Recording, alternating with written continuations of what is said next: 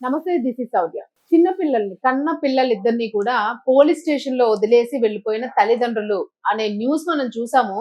ఆ పిల్లలు ఎలా ఏడుస్తున్నారంటే అత్యంత దారుణంగా ఏడుస్తున్నారు చిన్నపిల్లలు. చాలా చిన్నపిల్లలు ఇద్దరు కూడా. సో వాళ్ళ వయసు ఎంత, అసలు ఎందుకు తల్లిదండ్రులు స్టేషన్ లో వదిలి వెళ్ళిపోయారు? సో మనం చాలా కేసెస్ చూస్తే ఇళ్లలోనే వదిలేసి వెళ్తుంటారు, లేదా అమ్మమ్మ నాయనమ్మ ఇంటి దగ్గర విడిచిపెట్టేసి వాళ్ళకి నచ్చిన వాళ్ళతో వెళ్ళిపోతున్న కేసెస్ మనం చూసాం. బట్ వీళ్ళు చాలా తెలివిగా పోలీస్ స్టేషన్ లో ఎందుకు వదిలారు? సో ఈ డీటెయిల్స్ అయితే మాట్లాడదాం. మనతో పాటు senior journalist doctor Durga Vadlamani గారు ఉన్నారు. నమస్తే అండి. నమస్తే అండి. మన పిల్లల్ని అంటే మనం చాలా కేసెస్ చూస్తాము. ఏమైనా ఇల్లీగల్ రిలేషన్స్ ఉన్నా, ఐదర్ ఇంకొకరి మీద మోజున్నా, భార్య అయినా భర్త అయినా, తల్లిదండ్రులు ఇద్దరిలో ఎవరైనా కూడా అమ్మమ్మ ఇంటి దగ్గర నాయనమ్మ ఇంటి దగ్గర వదిలేసి వెళ్ళిపోతారు. సో వాళ్ళ ఆలనా పాలన చూడగలిగే వాళ్ళు వాళ్ళే అయి ఉంటారు. వీళ్ళు ఎక్కడ పోయినా పర్లేదని. ఇంకా కొంతమంది అయితే హత్యలు చేస్తున్నారు. దాని గురించి మనం మాట్లాడక్కర్లేదు. బట్ వీళ్ళు చాలా తెలివిగా పోలీస్ స్టేషన్ లో వదిలేసి వెళ్ళారు అనే వార్త. ఎందుకు అనుకోవచ్చు? అసలు మనం ఏం జరిగింది? కాదండి, అసలు నేను అడిగేది ఒక క్వశ్చన్ ఏంటంటే, మీరు ప్రేమించి పెళ్లి చేసుకుని మీరు వెళ్ళిపోయి మీరు పిల్లల్ని కనేసి బాధ్యత లేకుండా వాళ్ళని వదిలేసి మధ్యలో మీ తల్లిదండ్రులకి ఏం పట్టిందండి? అంటే వాళ్ళు ముసలి వయసులో కూడా వాళ్ళు సుఖపడకూడదా? అసలు బాధ్యత వాళ్ళకెందుకు అసలు బాధ్యత? మీ బాధ్యత అది. కనకండి, ఎంజాయ్ చేయండి, వెళ్ళిపోండి. నచ్చకపోతే పిల్లల్ని కనమని ఎవరు చెప్పాడు? ఏమి ఇంత తెలియకుండా ఉన్నారా? ఇవి తెలిసిన వాళ్ళు పిల్లల్ని ఎలా కనకూడదో తెలీదా? వింటానికి హార్ష్గా ఉంటుంది కానీ ఇట్స్ ఎ ఫ్యాక్ట్. అసలు ఏంటండి ఇది? ఇప్పుడు మధ్యలో పోలీస్ స్టేషన్ లో వదలటం ఏంటి అసలు? మీరు అన్నట్టుగా చంపేయలేదు అదొక సుగుణం. మొన్న చూసాం మనం. ఇప్పుడు ఆ చిన్నపిల్ల, ఒక పిల్ల బతుకుంది, అక్క చచ్చిపోయింది, అందరూ చచ్చిపోయారు, చంపేసింది. తల్లి కూడా చనిపోయినట్టుంది. తల్లి కూడా చనిపోయింది. ఆ పిల్లకి మనకి దెబ్బలు కనిపిస్తున్నాయి. ఏంటండి అది? మీరు ఎక్కడికి వెళ్తున్నారు? ఎందుకు అంటున్నారు? ఎవడు కనమన్నాడు మిమ్మల్ని? ఎవడో ప్రేమిస్తారా? ప్రేమించినప్పుడు ఉండే ప్రేమ తర్వాత ఉండదా? డబ్బులు మీరు ప్రేమించడం తప్పు కాదు, మన ఆర్థికంగా ఎలా బతుకుతామన్న దృష్టి పెట్టండి ముందు.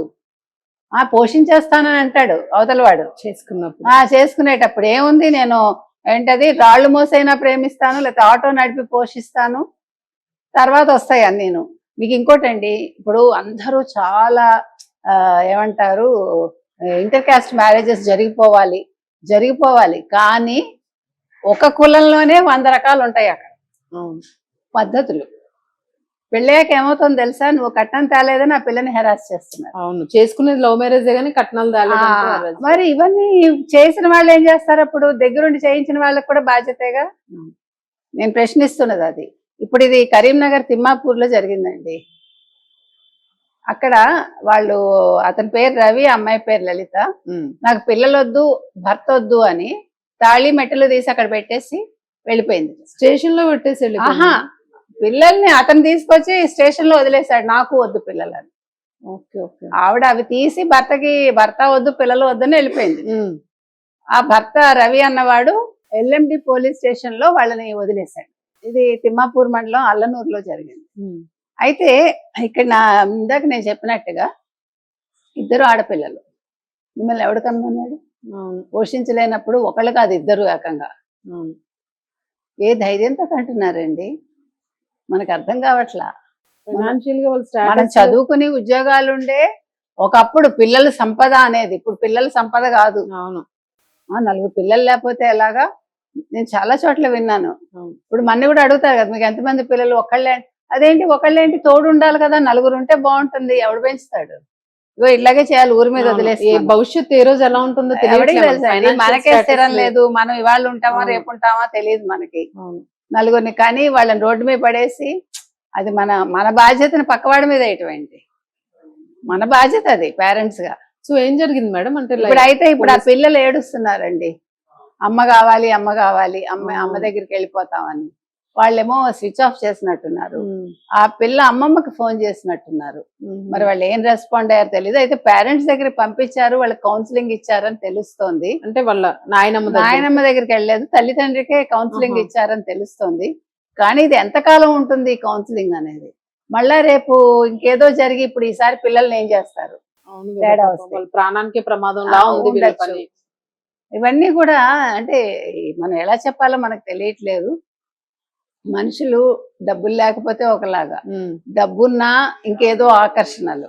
నిన్న మనం చూసిన 21 ఏళ్ల పిల్లాడు, 20 ఏళ్ళు హార్డ్లీ, ఫస్ట్ ఒక లవ్ చేశాట, ఆ పిల్ల కాదందిట. ఫేస్బుక్ లోనే ఎందులో ఒక లేడీ పరిచయం అయింది. ఆవిడకి ఆల్రెడీ 40 ఏళ్ళు దాటాయి. ఆవిడకి హస్బెండ్ చనిపోయాట, 2 పిల్లలు. కానీ ఇప్పుడు పిల్లలు ఏమయ్యారో తెలియదు. ఇతను ఆవిడ దగ్గరికి వెళ్ళిపోయాడు. ఆల్రెడీ ఆవిడ మళ్ళా ప్రెగ్నెంట్. ఈ తల్లి తండ్రికి అర్థం కాలేదు. తల్లి పాపం ఫోన్ చేసి ఏడ్చింది, ఎక్కడున్నావురా నువ్వు, మిస్ అవుతున్నానంటే. ఇట్లాగా ఎవరితోటో వాళ్ళకి తెలియదు 40 ఏళ్ళు దాటే ఆవిడకని. వాళ్ళు షాక్ తిన్నారు. ఇటీవల కాలంలో ఇలాంటివి కూడా ఎక్కువ అవును, ఇవి కూడా జరుగుతూ ఉన్నాయి. ఇంకొకళ్ళు ఎవరు 50 ఏళ్ళు ఆవిడ, చిన్నపిల్లాడు. అసలు పిల్లల్ని దారుణంగా, అసలు నిజంగానే మీరు అన్నది కరెక్ట్. కొన్నాళ్ళు ఒక 5 ఏళ్ళో 6 ఏళ్ళో సంసారం చేసి వీళ్ళకి నచ్చలేదు అని అనుకుని, ఫైనాన్షియల్ గా సెటిల్ అవ్వలేదు అనుకుంటే అప్పుడు ఇంక ఇబ్బంది లేదు అని అనుకుంటే అప్పుడు కనడం బెటర్. నిజమండి. చాలా దారుణం అసలు. తెలియకుండా అయిపోయిందండి, తెలియకుండా కనేస్తున్నామంటే. ఇప్పుడు మీకు ఇంకో సంగతి ఏంటంటే, మీరు లవ్ మ్యారేజ్ చేసుకున్నాక డెలివరీ టైం కూడా చాలా ప్రాబ్లం, ఎవడో ఉండడు చూడడానికి. అవునవునవును. ఇవన్నీ మీకు ప్రాక్టికల్ గా అనుభవిస్తే తెలుస్తుంది. అవును, చెప్పడం చాలా తేలిక.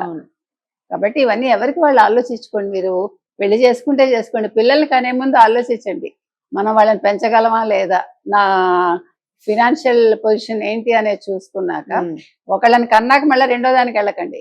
ఏదో మొదటి దానికే దిక్కులేదు, కడదానికి ఏదో కళ్యాణం, అట్లా ఉంటుంది ఇది. Right madam. మొత్తానికి అంటే వీళ్ళకి జైలు శిక్ష ఏమైనా పడిందా, లేదు పిల్లల్ని అప్పచెప్పారనే తెలుస్తోందండి. ఏమి జైలు శిక్ష ఏం వేసినట్లేదు. అయినా పోలీస్ శాఖ ఏం చేస్తుందండి? అవును, వాళ్ళ ఉద్యోగాలు వాళ్ళు చేస్తారా, ఇలా వదిలేసిన పిల్లల్ని చూసుకుంటూ ఉంటారు? అవును, ఏమైనా అక్కడ ఏదైనా కుటుంబ వ్యవస్థ పెట్టారా అక్కడ? అదే. అందుకని మనం ఆలోచించుకోవాలి, మనం చేస్తున్న పని ఎంతవరకు సబబు అని. ఇదేమి సమాజానికి ఏమి ఇది రెస్పాన్సిబిలిటీ కాదు. ఎవడి కుటుంబం వాడి రెస్పాన్సిబిలిటీ, ఎవడి జీవితం వాళ్ళ రెస్పాన్సిబిలిటీ, అంతే. Right madam, thank you madam.